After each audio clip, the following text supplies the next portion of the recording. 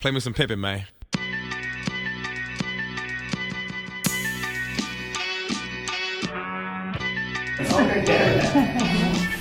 How y'all doing today?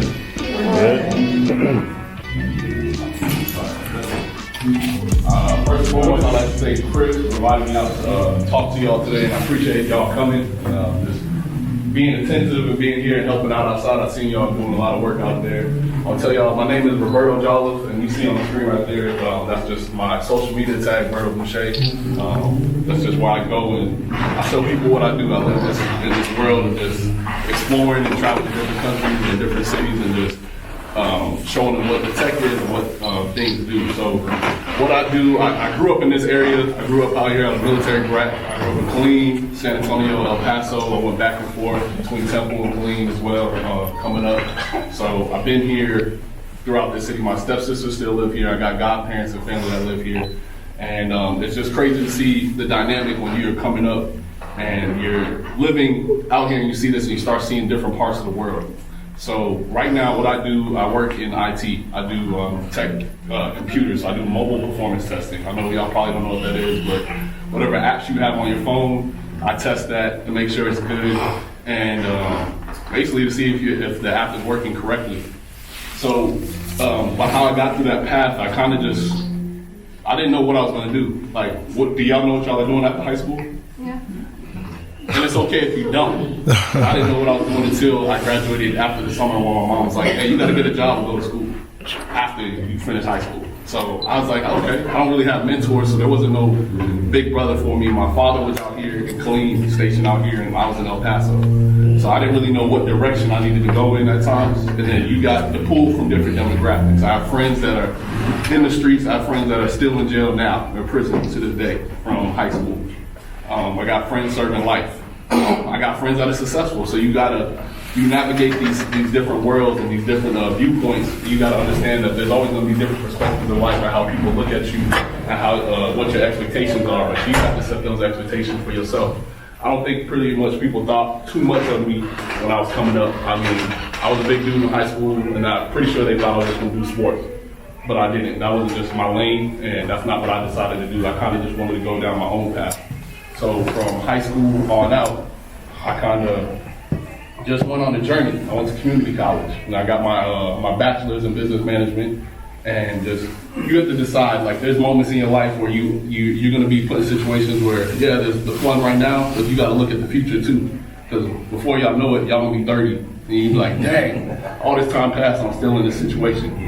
So you don't realize it until you're in the mix and life is just happening. And I have two daughters. I have one that's about to be 9, and I have a 5-year-old. And when I can't even believe she's about to be 10. Like next year, I'm like, dang, like time does fly. So you got to be prepared for these situations. There's going to be temptations. There's going to be things in life that are going to try to sway you when it's in your mind. Like your mind is more powerful than you think in all the situations in your life. Like just because you think you're not the greatest thing in the world, and you see somebody popping on social media, like that don't mean that they shit is always together. Sorry, their stuff is always together. But just being blunt with y'all. Some people still live with their parents, some people are still struggling. Like, just because that perception doesn't mean that you can't be great, you can't be on another level that you want to be. So, I'm just going to tell y'all a little bit more about myself. It's just that when you're coming in situations of learning life and learning things, I didn't really have mentors or people there to kind of give me that push. You have to be self-taught, and then with the generation that y'all live in today, if you go to that McDonald's down there's kiosks in that store that take the work. So what do you think that's going to alter that job market for y'all in the future? Like, y'all have to start thinking a little bit further than 10 years from now. I don't even know if they're going to be cash register personnel working at that desk when they automate those processes. And the knowledge is on the computers. I've met kids that are coming out of high school learning how to code, or just even back in the day, my time frame where people was designing MySpace pages.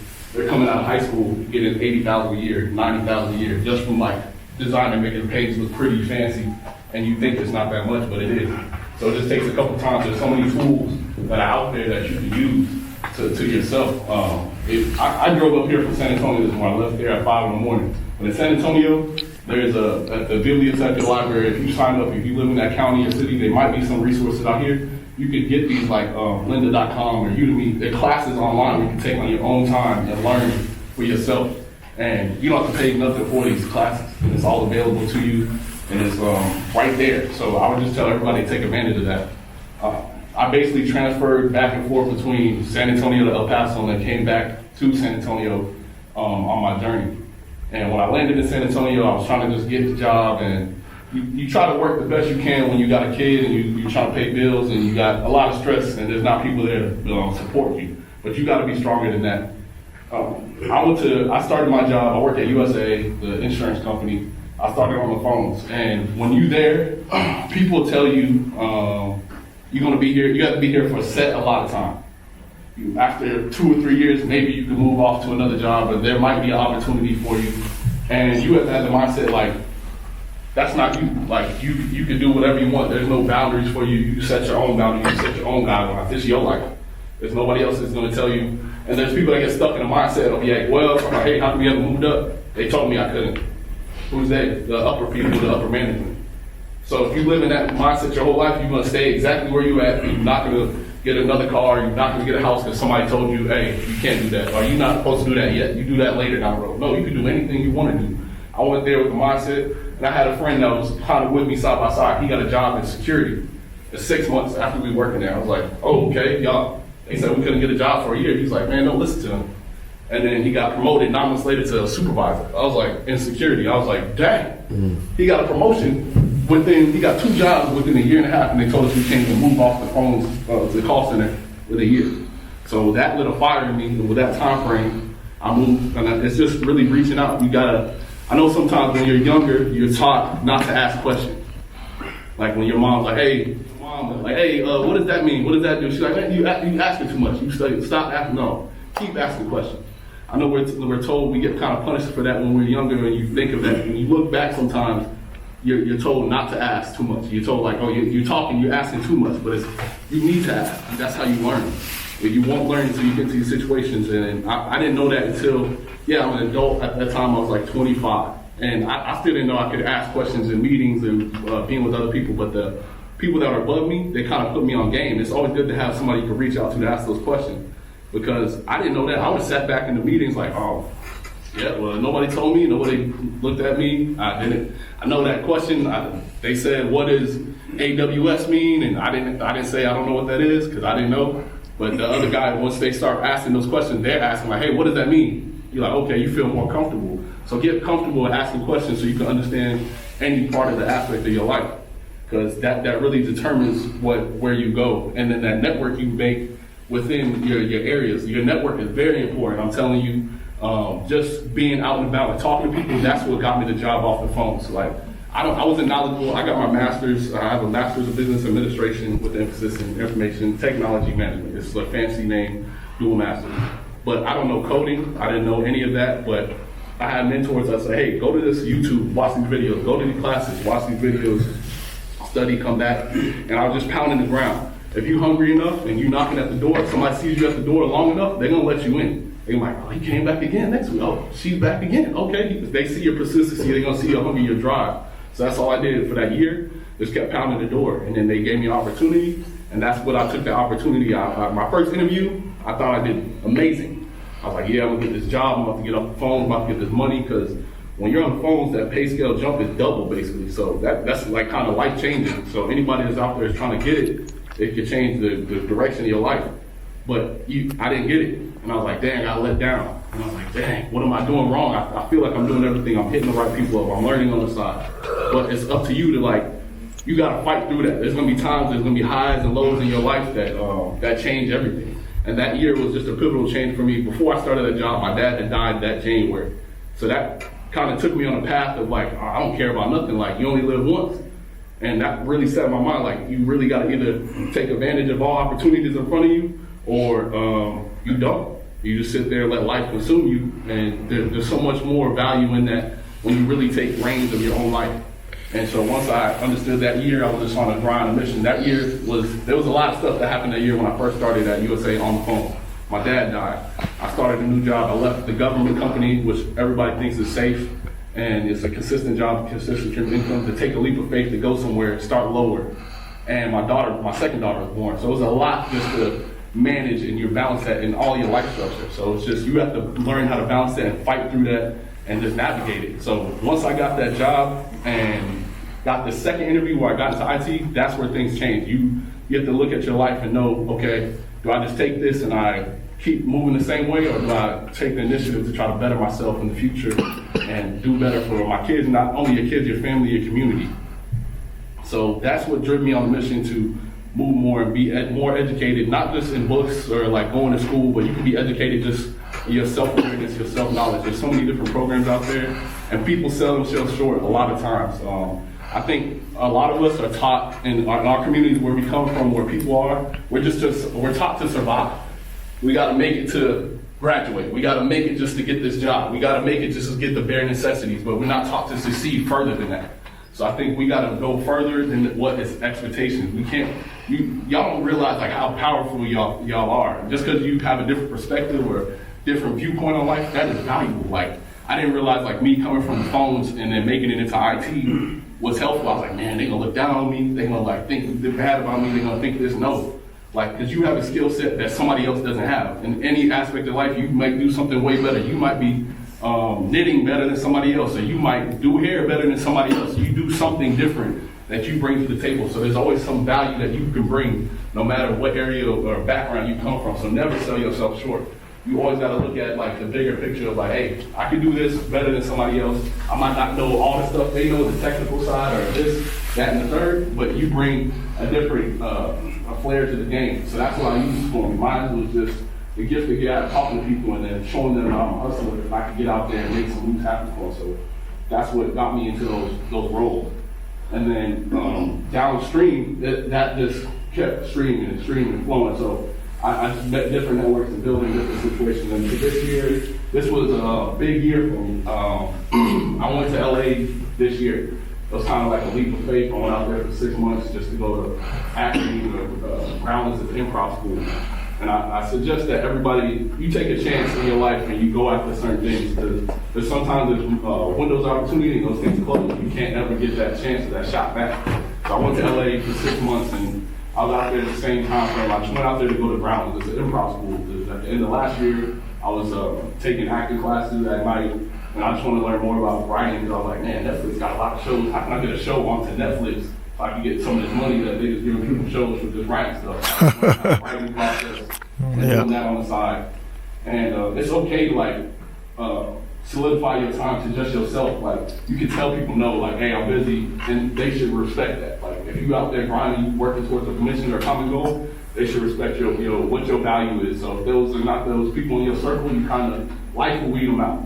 Your circle will become smaller and be relevant to what you want in your life, that energy in your life. But I went out there, this was the goal, to just, hey, I'm gonna go and go to Brown School and see what happens. And within 2 months, I had an agent. I had shot a commercial for the Spurs. Right before I left, I did a commercial for USA, but that was just all I'm with, just meeting the right people. Sometimes it's just right place, right time, right people. So you get in those situations. I went out there, and just even more so, just being out there, opening your mind to what's possible. So I didn't leave to go to college. I didn't go to a big college. I stayed at home. I stayed in El Paso. I stayed there. It was a military school-based college, so I went to that. I went to Park University and Webster University. But out there, it's just a school of life. So you're mingling with people outside of your natural circle. You're doing so many different things. I went to Brown School. I met some just random people. We started creating a thing called Hollywood Hustlers. It's just mini documentaries on people that are hustling in LA, just trying to make it, different actors, singers, actresses, things of that nature. Anybody that had anything going on, we're just like, hey, let's get it. But it's all about your drive and what you can do. Like the tools are there, like save up a little here and there, like $10 a day, you spending that maybe on food or hanging out with your friends, and later in life, you can spend it on drinks, food, whatever. But you could put away money, and that's what we did. We saved up for camera equipment. We started shooting mini docs. And I was out there at the same time. I went to the Marathon store where Nipsey Hussle was at before he had a show. He had the hat. I don't have that hat on. I usually wear it all the time in my videos, but I bought the hat. I went to that event just to see how his impact in his community was mind-blowing to me. That was life-changing. Like, you don't realize like what his effect. He's just one person, and he's affecting his whole block, his whole street. Even though he was tied to the streets and he had all this, just to see that in person, but be there, was just like, okay, he's really helping out people. Some stuff you can see on TV and you really don't see, but I went to all his Vector 90, which is a research hub where they have like a center where people can come use computers and internet for free. And he's just doing, this is one man as a team, but he's pushing that effort and initiative. He didn't have to push that. He could have just been selling records and doing whatever and just push the community aside. But I saw that his effect on that, and then after the shooting happened, I even went to the funeral ceremony down in LA. I was in the arena. And I was like, dang, like just to see a sold out arena for one person's death is amazing. So that makes you start thinking, what else can you do in your area, your community for yourself? So I just started doing more things of just being out with fellow individuals and trying to just push positive messages.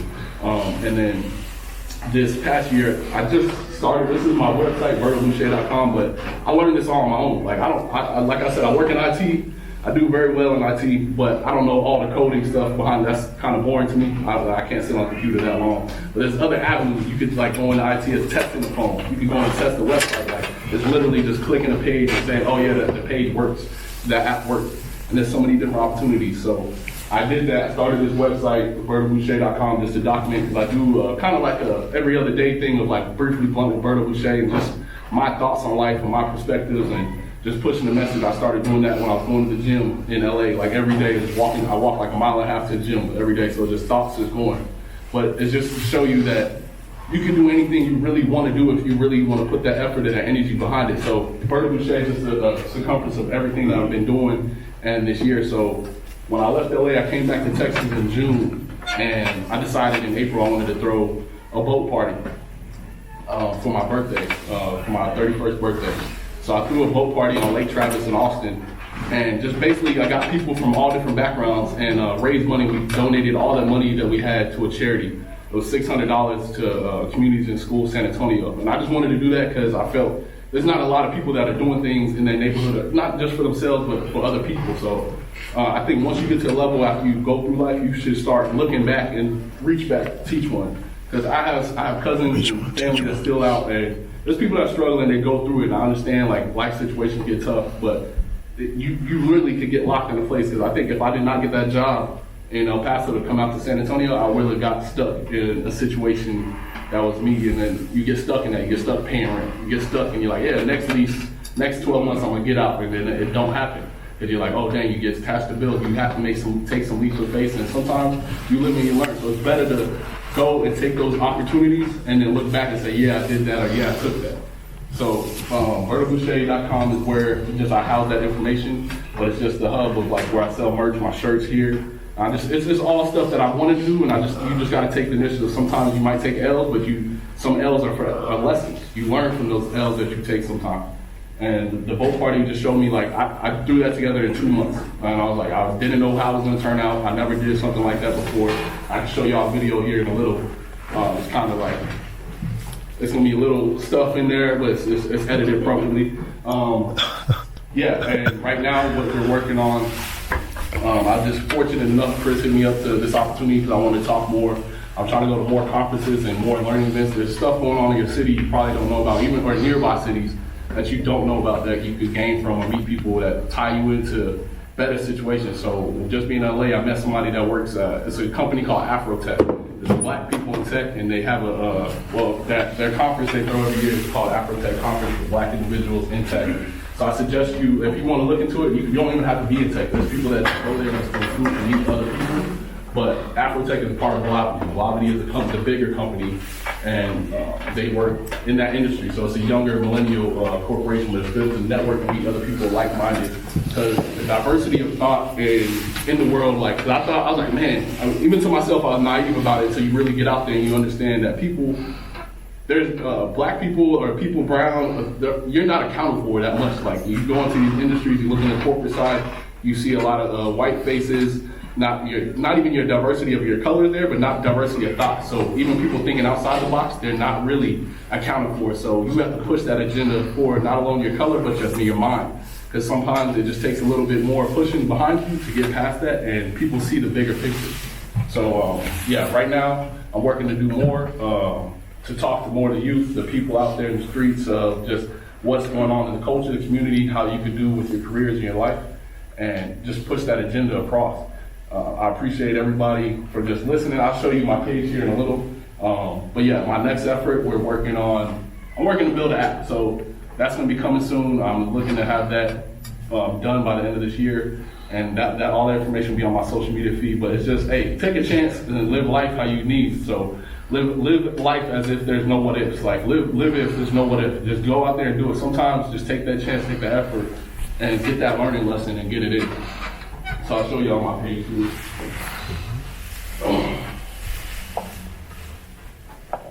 So this is my website, relatable.com. This is just the launching page. So this is the home, and this is where I go. These are my daughters right there, supporting my merch. So just incorporate families and stuff you do. This my oldest is Jason in black. My youngest, Callie, she's on the right. And this is the book they've asked, the recap there. I'll probably click in that. These are just my briefly blunts and stuff like that that I post all the time. Just trying to get more active in the community and just post it and let people know, hey, your voice. Because sometimes it just takes that one person to spark that interest and light that fire in anybody. You can light that fire in your family, your mom. I've been teaching. I bought my first house 2 years ago, and now my mom's buying hers. But she never wanted to get a house. She's like, I'm not trying to do that. Like the landlord's gonna come fix the AC if they broke. I'm like, well, what do you own? What can you give back? What do you want to give to your grandkids? What do you want to give to us? Like you got to think about owning property, owning stuff like that. Have your stake in life. Because if not, somebody's gonna take advantage of that, and they're always gonna have control of you if you don't have ownership in your own life. So let's see if this works.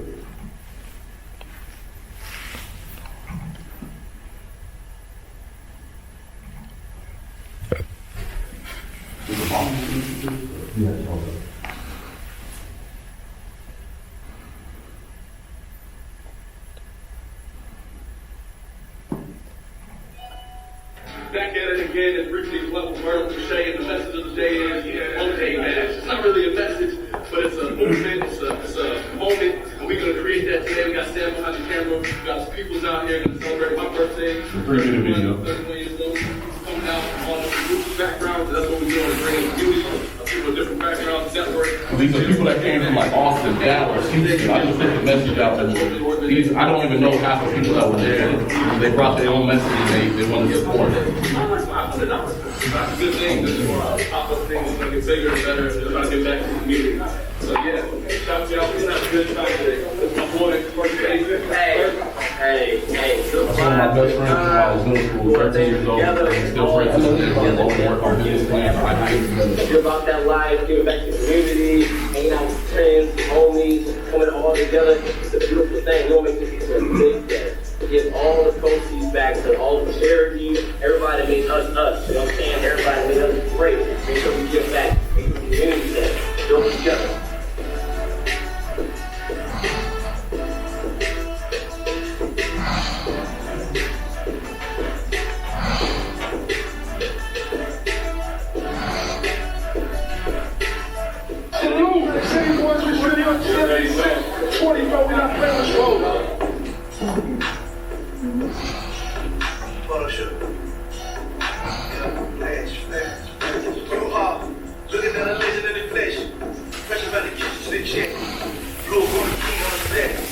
Hold up.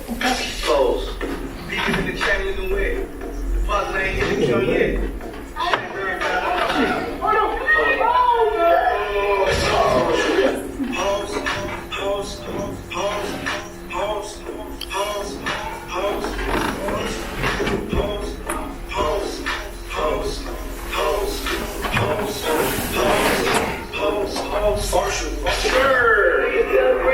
birthday, my nigga.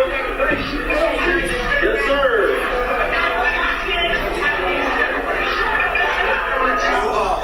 Looking at a legend in the flesh. Fresh about the keys to the check. Blue for the key on the set. Hold up. Everybody for their thing.